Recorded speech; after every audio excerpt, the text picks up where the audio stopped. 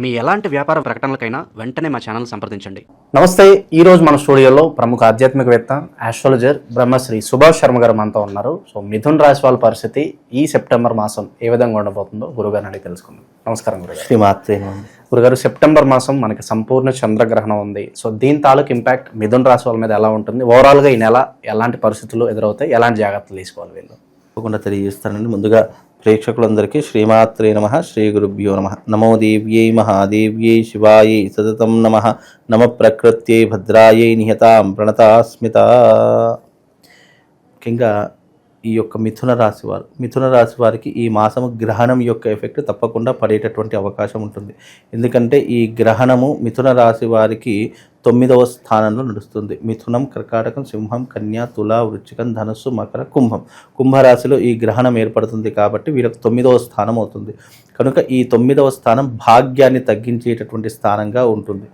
భాగ్యాన్ని పెంచుకోవాలి, అదృష్టాన్ని ఇంకా మరింతగా పెంచుకోవాలంటే తప్పకుండా మిథున రాశి వారు ఈ మాసంలో గ్రహణ సమయంలో గ్రహణ శాంతి పూజలు తప్పకుండా చేయించుకోవాలి. ఎందుకంటే నెగిటివ్ అనేటటువంటిది ఒకసారి ఏదైనా రాశి మీద పడుతుంది అని అనుకున్నప్పుడు దాన్ని పాజిటివ్గా మార్చుకోవడానికి ఉన్నటువంటి ఏకైక మార్గం యజ్ఞ ఫలము అని శాస్త్రము. ఎందుకంటే యజ్ఞ ఫలం అనేటటువంటిది నెగిటివ్ని కూడా పాజిటివ్గా మార్చేస్తూ ఉంటుంది. అదే రకంగా మిథున రాశి వారికి ఈ గ్రహణం యొక్క ఎఫెక్ట్ కూడా ఉంటుంది. కనుక తప్పకుండా వీళ్ళు గ్రహణ శాంతి పూజలు చేసుకోవాలి. ఈ మాసంలో మరీ ముఖ్యంగా ఆర్థికపరమైన ఇబ్బందులు రావడం జరుగుతూ ఉంటుంది. అదే రకంగా ఫ్యామిలీలో టెన్షన్స్ రావడము, విపరీతమైన గొడవలు పెరగడము, మనశ్శాంతి కరవైపోవడము. ఇకపోతే గనక వీళ్లకు ముఖ్యంగా ఈ యొక్క శుభకార్యాలు చేయడానికి అనేక రకాలైనటువంటి మార్గాలు వస్తూ ఉంటాయి. కానీ దాని డబ్బు లేక శుభకార్యాలను కూడా నిలిపివేసుకునేటటువంటి ఇబ్బందికరమైనటువంటి ప్రయత్నాలు వీళ్ళకి ఎక్కువగా. లోన్స్ ఏమైనా పెట్టుకున్నా కూడా అంత అనుకూలంగా రిజల్ట్ రాదంటారా? బ్యాంకింగ్ లోన్స్ కానివ్వండి, లేదా అప్పుల కోసం వెళితే గనక వీళ్ళకు అక్కడ నెగిటివ్ ఎదురవుతుంది తప్ప పాజిటివ్ అయితే ఏమీ రాదు. అంటే మామూలుగా ఉన్నటువంటి ఈ మిథున రాశి వారికి ఇప్పుడున్నటువంటి పీరియడ్ ప్రకారము అంతగా కలిసి రాకపోయేటటువంటి పరిస్థితులు ఎక్కువగా ఉన్నాయి. ముఖ్యంగా ఫైనాన్షియల్ రంగంలో దెబ్బతింటూ ఉంటారు. గోల్డ్ ఫైనాన్స్ ఎక్కువగా తీసుకుంటూ ఉంటారు. బంగారం తాకట్టులో ఉంటూ ఉంటుంది. శుభకార్యాలు చేద్దామంటే చేతిలో డబ్బు ఉండదు. మనశ్శాంతి కరువైపోతూ ఉంటుంది. డబ్బులకు చాలా మానసికంగా శారీరకంగా ఇబ్బందులు పడుతూ ఉంటారు. అయిన వాళ్ళు సహాయం చేస్తారని చెప్పి ఆశిస్తారు, కానీ అక్కడ కూడా నిరాశ నిస్పృహలే ఎదురవుతాయి. కనుక ఈ యొక్క మిథున రాశి వారికి ఈ గ్రహణం యొక్క ఎఫెక్ట్ ఉంటుంది. కనుక తప్పకుండా మిథున రాశి వారు గ్రహణ శాంతి పూజలు, గ్రహణ యాగాలు చేసుకునేటటువంటి ప్రయత్నం చేసుకుంటే కొంతవరకు లాభించేటటువంటి అవకాశం ఉంటుంది. ఏంటంటే ఇవి చేసుకుంటేనే కలిసి వస్తుందా అంటే, మన మీద ఒక పిడుగు పడుతుంది అని అనుకున్నప్పుడు దాని నుంచి పక్కన జరగాలని చూస్తాను తప్ప, సరే పడని చూద్దాము అని చెప్పి అక్కడే నిలబడ్డాం అనుకోండి, తప్పకుండా అది మన మీద పడే తీరుతుంది. కనుక నీకు ఏదైనా చెడు జరిగేటటువంటి అవకాశాలు ఉన్నాయి అని అనుకున్నప్పుడు దాని నుంచి తప్పించుకోవడానికి, అంటే ఎప్పుడైనా కూడా కాలంలో ఒకటి గుర్తుపెట్టుకోండి, ఏ మనిషి అయినా ప్రపంచంలో నేను చెడిపోవాలి, నేను చెడు మార్గంలో వెళ్ళాలి, నాకు ఏదైనా సరే, నాకు ఇప్పుడు నేను చెడు మార్గంలో వెళ్తే నేను బాగుపడతాను అని ఎవ్వరూ అనుకోరు. పరిస్థితులు మనిషిని చెడు ప్రభావంగా తీసుకెళ్తాయి, కానీ పుట్టుకతోనే ఏ మనిషి చెడ్డవాడు కాదు. ఎందుకంటే ప్రతి మనిషి ఈ యొక్క పరిస్థితులకు లొంగిపోయి చెడు మార్గంలో వెళతాడే తప్ప కావాలని నేను చెడ్డవాడిగా అవ్వాలని ఎవ్వరూ అనుకోరు. ఇది శాశ్వతమైనటువంటి సత్యము.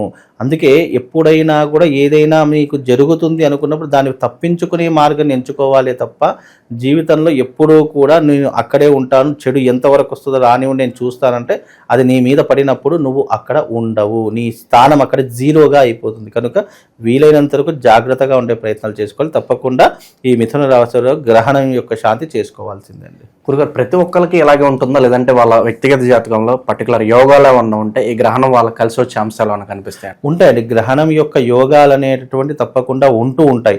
కొంతమందికి పాజిటివ్గా ఉంటుంది, కొంతమందికి నెగిటివ్గా ఉంటుంది. ఎగ్జాంపుల్గా నా అంటే ఎవరికైనా గుర్తుపెట్టుకోండి, ఒక మనిషికి చెడు జరుగుతుంది అంటే ఈ చెడు వల్ల ఇంకో వ్యక్తికి మంచి జరుగుతుంది అని అర్థం చేసుకోవాలి. ఆ మనిషికి మంచి జరుగుతుంది అంటే ఆ మంచి వల్ల ఇతనికి చెడు జరిగేటటువంటి అవకాశాలు ఉన్నాయి అని అర్థం చేసుకోవాలి. అంటే దీన్ని ఎట్లా ఎగ్జాంపుల్గా నాకు ఏదైనా రోగం వచ్చిందండి, నాకు ఏదైనా బాధ కలుగుతుంది, నేను హాస్పిటల్కి వెళ్ళాలి, నా దగ్గర డబ్బులు లేవు, అయినా కష్టపడి వెళ్తున్నాను, అప్పో సొప్పో చేసుకొని వెళ్తున్నాను, నేను అప్పో సొప్పో చేసుకొని నా జేబులో డబ్బు పెట్టుకొని వెళ్తున్నాను, అక్కడ నాకు నష్టము, హాస్పిటల్కి వెళ్తే నాకు నష్టమే, కానీ ఎవరికి లాభం? డాక్టర్లకు లాభం. అంటే నా కష్టము, నా వ్యాధి, నా బాధ వాళ్ళకు లాభం అయ్యింది. ఇలాగే ప్రపంచంలో ఎప్పుడైనా కానివ్వండి, ఇప్పుడు సునామీలు వచ్చాయి, భూకంపాలు వచ్చాయి, ఎవరికి నష్టం? ప్రజలకు నష్టము, ఆస్తి నష్టము, అన్ని నష్టం జరుగుతాయి. కానీ మళ్ళీ వాళ్ళు పునరుద్ధరీకరణ కావాలి, మళ్ళీ గెడం కావాలి అంటే ఎవరికి లాభము? ఇల్లు కట్టుకునే వాడికి, షాపులు, కిరాణా షాపుల వాడికి, బియ్యం అమ్ముకునే వాడికి, ఇలా వీళ్ళందరికీ లాభం వచ్చినట్టు, అంటే ఎంతో కొంత వాళ్ళకి లాభం వచ్చినట్టే కదా. అంటే ఎప్పుడైనా ఒకరికి నష్టం జరిగేది ఇంకొకరికి లాభం చేకూరుతుంది అని అర్థం చేసుకోవాలండి. ఓకే, ఇక వివాహ ప్రయత్నాల పరిస్థితి ఏంటి గురుగారు? వివాహ ప్రయత్నాలు సఫలీకృతం అయ్యే అవకాశాలు అయితే కనిపిస్తున్నాయి. వివాహానికి గ్రహానికి సంబంధం తప్పకుండా మిథున రాశి వారికి వివాహ యోగం కుదిరేటటువంటి అవకాశం అయితే ఈ మాసంలో ఏర్పడుతుంది. బికాస్ ఆఫ్ వాళ్ళ ప్లానటరీ పొజిషన్లో ఉన్నటువంటి దశ ప్రకారం తప్పకుండా వీళ్లకు ఈ మాసంలో వివాహం కుదిరేటటువంటి అవకాశం అయితే ఉంటుంది.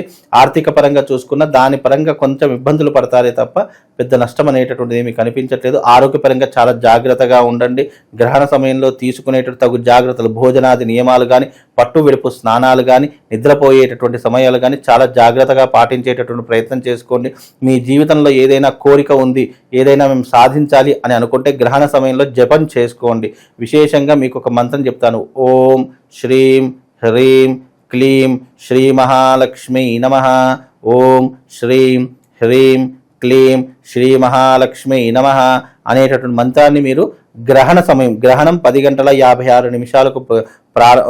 56 నిమిషాలకు ప్రారంభమవుతుంది. దాని మోక్షకాలం వచ్చేసేసి 1:26 అయిపోతుంది.